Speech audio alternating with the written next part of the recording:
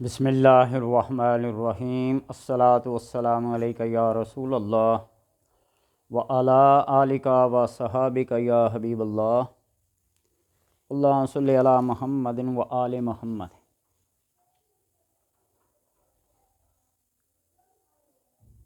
ایک ایسا عمل جو زندگی کی کایا کو پلٹ دے، ہر کام جو تمہارے مقدر اور نصیب میں ہو اس کو دوبالا کر دے۔ لیکن یہ جو عمل پیش کروں گا نا، ہے دفینہ کے لیے، خزانہ۔ کسی جگہ پہ کسی کو خبر مل جائے فلاں جگہ پہ خزانہ ہے، دفینہ ہے، یہ ہے۔ اس کو لوگوں نے پرائز بانڈ، لاٹری، سٹہ، قمار بازی کے لیے بھی استعمال کیا ہے۔ لیکن یاد رکھنا کہ جب انتہائی ناگفتہ بے حالات ہوں، بھیک مانگنے سے بہتر ہے کہ صدق دل سے، یقین سے اور خالص نیت سے اس عمل کو کیا جائے تو کوئی حرج نہیں۔ لیکن اگر اس کا گزارا چل رہا ہے، دال روٹی چل رہی ہے، مکان، روزگاری گزارے کے مطابق چل رہی ہے، تو پھر سوچ سمجھ کے اس میں ہاتھ ڈالے۔ میں ایک امانت سمجھ کر اس عمل کو دے رہا ہوں۔ میرا بہت بڑا شوق ہوا کرتا تھا، جس کو بھی دیا، مجھے نہیں پتا کہ کتنے کامیاب ہوئے، لیکن جو میرے علم میں ہے نا، اکثر کامیاب ہوئے ہیں اس عمل کی وجہ سے۔ سب سے پہلا یہ عمل میں نے دیا تھا ایک بندے کو 1999 میں۔ لاہور کی ایک خاتون تھی جو بیچاری بڑی مشکل سے اپنی زندگی کو گزار رہی تھی، بیٹیاں اس کی پنجاب یونیورسٹی میں پڑھ رہی تھی، تو اللہ نے کرم کیا تھا۔ اس عمل کی وجہ سے کیا یا ویسے اپنی کرم نوازی ہوتی تو اس کی کرم نوازی ہے، بس ایک سبب بنتا ہے۔ تو آپ بھی قسمت آزمائی کر لیں، اگر آپ کے مقدر میں، نصیب میں ہوا یہ خزانہ، لاٹری، سٹہ، قمار بازی، جو بھی آپ کرنا چاہتے ہیں، لیکن انتہائی ناگفتہ بے حالات میں، یہ بھی آپ کو بتا دوں، ذمہ داری آپ کی اپنی ہے۔ کاغذ کے چھوٹے چھوٹے ٹکڑے 100 کی تعداد میں بنا لیں۔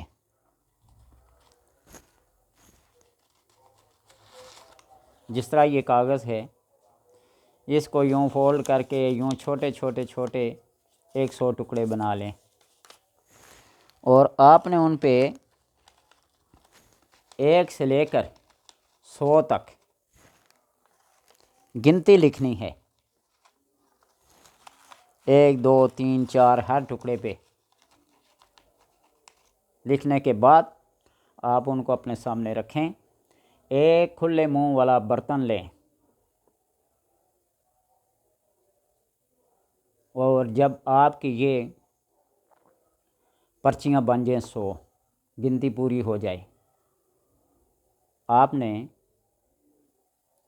ان کے اوپر اور جو سامنے پانی رکھا ہوگا اس کے اوپر ایک تسبیح درود پاک کی پڑھنی ہے۔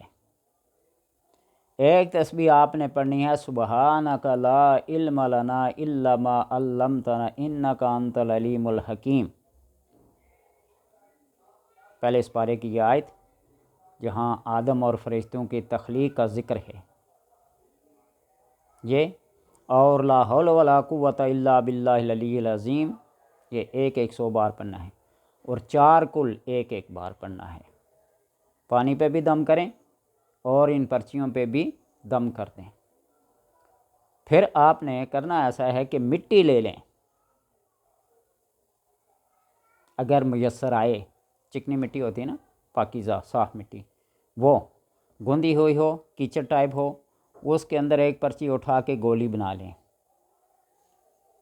لیکن آسان طریقہ یہ ہے کہ آپ گوندے ہوئے آٹے کو لے لیں اور اس کے اندر اس گولی کو، اس نمبر کو رکھ لیں، اور 100 کی 100 گولیاں اس پانی کے اندر ڈال لیں۔ جب آپ ڈال چکے تو آپ خالص اعتقاد، یقین اور کامل توکل اللہ کے بھروسے پر آپ سورہ یاسین پڑھنا شروع کر دیں، توجہ کے ساتھ، یکسوئی کے ساتھ۔ وہ گولیاں جو آپ نے اندر ڈالی تھی وہ پوری کی پوری گولی ابھر کر پانی کی سطح پہ آ جائے گی، یا وہ آٹا اس سے ہٹ جائے گا، کاغذ کا ٹکڑا وہ پانی کی سطح پہ آ جائے گا، آپ اس کو لے کر کنارے رکھ لیں۔ آپ کے سورہ یاسین پڑھنے کے دوران میں جتنی گولیاں اس کے پیندے سے، اس کی تہہ سے اوپر اٹھ جاتی ہیں، آپ اس کو لیتے جائیں، رکھتے جائیں، رکھتے جائیں، اور سورت کے اختتام پر آپ ان کو کھول کر دیکھیں کہ کون کون سے نمبر ہیں۔ بس ان نمبروں کو آپ کیا کر لیں، نوٹ کر لیں۔ اگر کسی جگہ دفینہ ہو، خزانہ ہو، تو پھر آپ کو کیا پتہ چلے گا کہ اس کا نمبر کون سا ہے؟ تو آپ اس جگہ کے یعنی کسی مکان میں ہے تو آپ کیا کر لیں، اس کے حصے کر لیں، ایک ایک نمبر کا، دیوار نمبر 1، اس کا کونا نمبر 1، کونا نمبر 2، کونا نمبر 3، 4، کھڑکی نمبر اتنے، دروازہ نمبر اتنے، فلاں فلاں جگہ سے مقرر کر لیں پہلے سے۔ تو اسی جگہ پر جا کر اس کی کیا کریں، کھدائی کریں۔ لیکن اگر کہیں دفینہ یا خزانہ ہو تو کھدائی کرنے سے پہلے ایک بات کو سوچ لیجئے گا۔ بندہ طمع میں، لالچ میں آ کر مکان گرا دے، کھدائی کر لے، نقصان اٹھانا پڑے گا۔ یہ وہی مثال بن جائے گی کہ وہ جس طرح کسی باپ کے 2-3 بیٹے تھے نا، تو باپ نے ہمارے لیے کیا کیا، تو اس نے مرتے وقت ایک پرچہ لکھ کے نا فلاں جگہ پہ رکھ دیا، اور بیٹوں کو کہا کہ میرے مرنے کے بعد خزانہ تلاش کر لینا، فلاں فلاں جگہ ہوگا، کھدائی کر لینا۔ تو انہوں نے کھدائی کی، ایک پرچہ نکلا، اس پہ لکھا ہوا تھا آگے کھدائی کرو، اس میں ایک صندوق ہوگا۔ اس طرح کرتے کرتے قصہ مسر بے شمار لوگوں نے یہ بات سنی ہوگی، کرتے کرتے سارا مکان کیا کر دیا، گرا دیا، اور آخری پرچہ جو انہیں ملا تو اس پہ لکھا ہوا تھا کہ میں نے تمہارے لیے بنا لیا تھا، اب تم اس کو دوبارہ سے بنا کر دکھاؤ۔ میں نے تمہارے لیے کیا کیا، جو کیا وہ تمہارے سامنے تھا، اب تم اس کو بنا کے دکھاؤ۔ تو اس لیے یہ نہ ہو کہ کھدائی کر لے، اس لیے ضروری یہ ہے کہ وہ جو پہلے والا عمل بتایا تھا سورہ جن کی وہ آیت جس میں آپ ہر سوال کا جواب حاصل کر سکتے ہیں، اگر وہ عمل کامیاب ہوا، کامیابی ملی، تو اس کے ذریعے سے آپ معلوم کر لیں کہ وہاں جو جگہ ہم نے متعین کیا وہاں خزانہ ہے یا نہیں، یا یہ لاٹری، یہ پرائز بانڈ، یہ نمبر، یہ قمار بازی، یہ سٹے بازی ہمارے مقدر میں ہے یا نہیں۔ تو آپ اس طرح پہلے سے استخارہ کر لیں، اس کا جواب لے لیں، اس لیے کہ ان خزانوں پہ، ان دفینوں پہ اجنہ، جنات کا قبضہ ہوتا ہے، وہ مختلف شکل میں بیٹھے ہوتے ہیں۔ ہماری زبان میں اس کو ڈڈو کہتے ہیں، سانپ کہتے ہیں، اژدہا کہتے ہیں۔ وہ اس خزانے پہ بیٹھا ہوتا ہے، وہ اس کا مالک ہوتا ہے۔ وہ خزانہ زمین کے اندر چلتا رہتا ہے، منتقل ہوتا رہتا ہے۔ کوئی بہت بڑا صاحب ورع اور تقوی جن کو کنٹرول ہو ان چیزوں پہ، وہ حاصل کر لے تو کر لے۔ لیکن آپ نے اگر انعامی بانڈ، پرائز بانڈ، سٹے بازی، قمار بازی، لاٹری وغیرہ کے لیے کرنا ہے تو پھر بھی بہرحال اس کے لیے استخارہ کرنا ضروری ہے۔ بعض دفعہ یہ کام نقصان سے خالی نہیں ہوتے۔ بندہ لالچ اور طمع میں آ کر بفرض محال اس کی لاٹری، اس کی قسمت جاگ ہی اٹھے تو کیا پتہ وہ دولت اس کے نصیب میں آئے یا نہ آئے، کوئی ڈاکو لٹیرا وہیں ڈھیر کر دے۔ تو اس لیے ان باتوں کو کرنے سے پہلے سوچ لیں، رازداری میں۔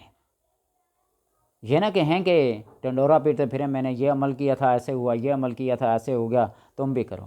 تو پھر جب تم بھی کرو تو وہ کریں گے نا، تو پھر خود بھی جائیں گے، خود بھی ڈوبیں گے اور اس کو بھی لے ڈوبیں گے۔ اس لیے انتہائی رازداری اور توجہ کے ساتھ اس عمل کو کرو۔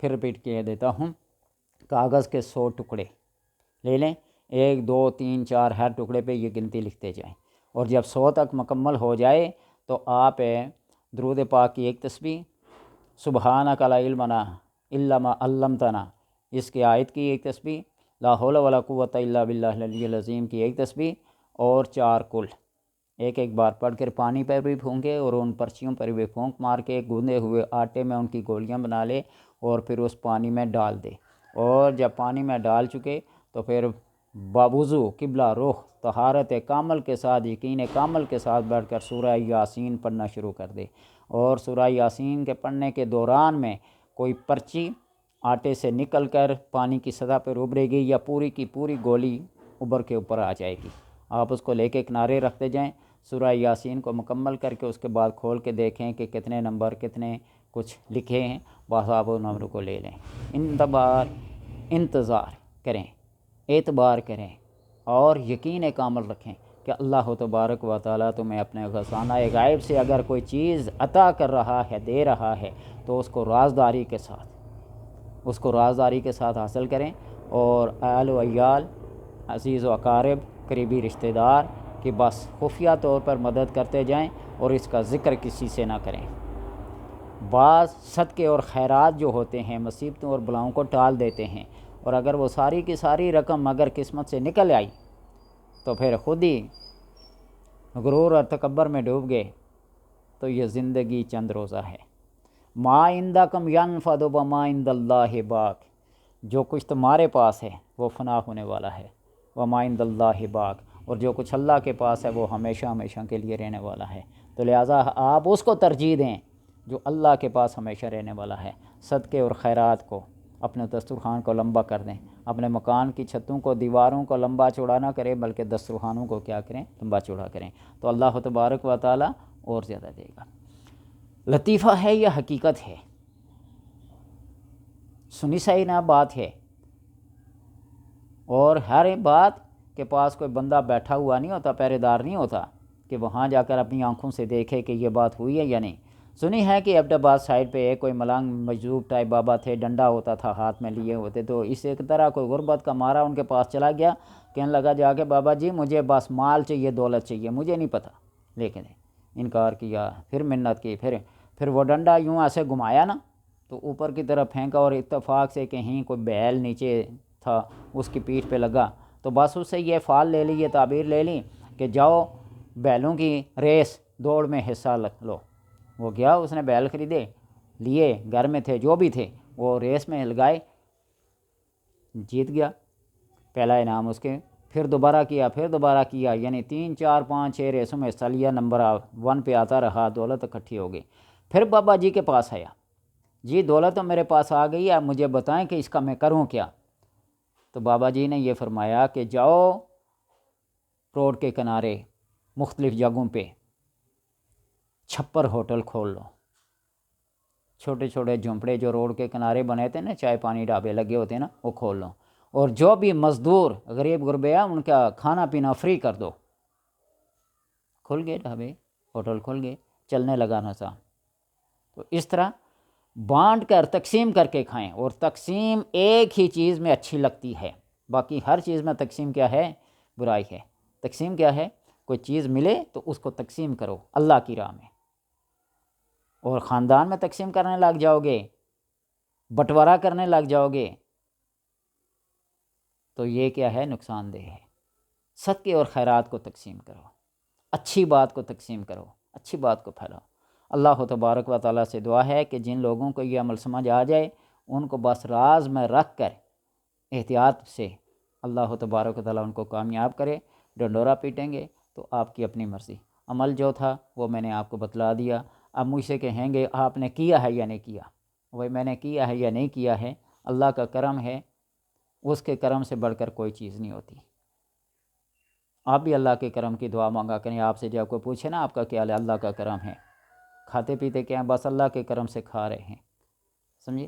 تو اس لیے ہر حال میں اللہ کے کرم کو، اس کے فضل کو شامل حال رکھو، تو اللہ تبارک و تعالیٰ کیا کرتا ہے؟ پھر اپنے کرم کو بڑھاتا ہے، اپنے فضل کو کئی گنا کر لیتا ہے۔ اللہ تبارک و تعالیٰ آپ کی ساری مشکلات کو آسان کرے۔